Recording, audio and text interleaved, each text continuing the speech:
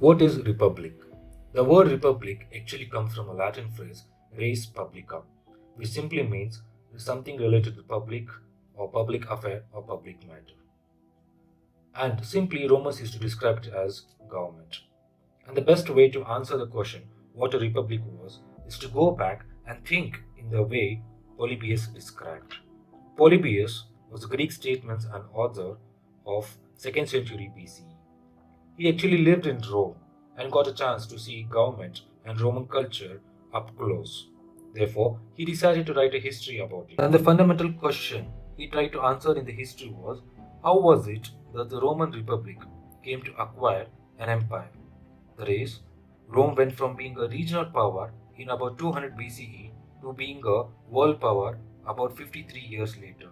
How the Rome Republic became the master of Mediterranean in world in half a century. And to answer that question, Polybius described that they had this great constitution, an ideal constitution for the so-called republic. Polybius believed that there are three simplest forms of governments. One, monarchy, which was ruled by one man or a single man, the so-called king.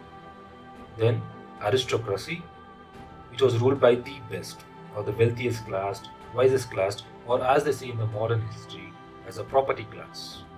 And then comes democracy, which is ruled by the people. But Polybius also believed that each simple form of government was a twin of each other. That is, monarchy was not stable by itself. It would naturally dissolve into tyranny.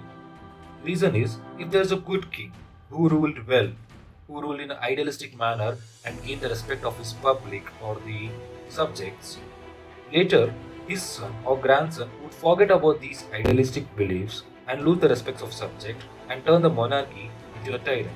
Once you have the tyranny, it's the wealthy class that rises up against the monarchy. Then you have something called as aristocracy. But aristocracy is not stable. There is this natural devolution that aristocracy becomes factionalized or break into parties and rivalries begins. And then you have something called as oligarchy, which means it is ruled by the few.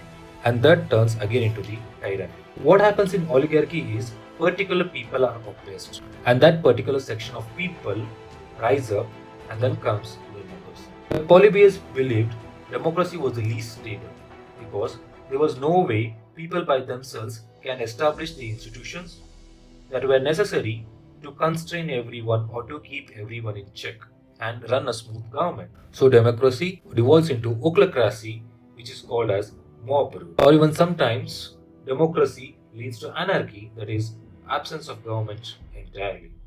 And once you have that, there is this natural desire or tendency of people to find that one man who could provide all the solutions to the problems. So you have monarchy again.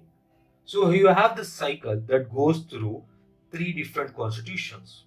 So Polybius believed only one way to have a stability is to have a constitution, a form of a government that combines these three main elements, that is monarchy, aristocracy and democracy.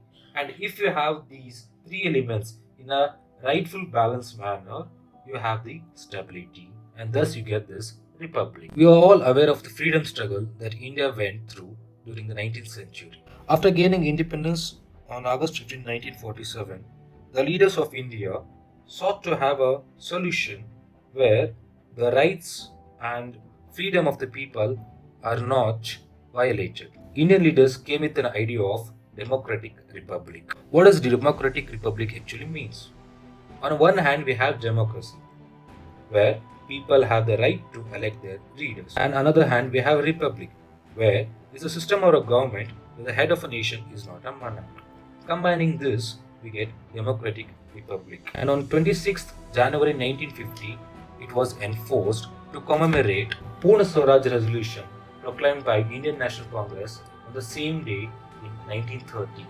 Rajpath was chosen as a permanent venue for the parade. The parade is a projection of cultural heritage, military capability, and also a reflection of India's changing foreign policy.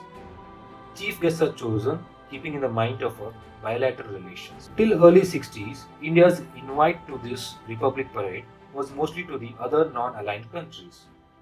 In mid 60s, Soviet Union became the largest arms suppliers to India, so countries belonging to the Soviet bloc were invited. In mid-70s, the guest list became more diverse. From 2010, countries of East Asia have been preferred because of the Act East policy. Many believe that Republic Day parades are nothing but just a show of power. But India's Republic Day parade stands out of it. It's not just a show of our military strength, but also show of our culture of different parts of India. And also honor the valor of officers and civilians with bravery won. Thus, Republic Parade through the year tells the story of India's development and the way that India has come up. On behalf of La Excellence IAS, we wish you a happy 73rd Republic Day.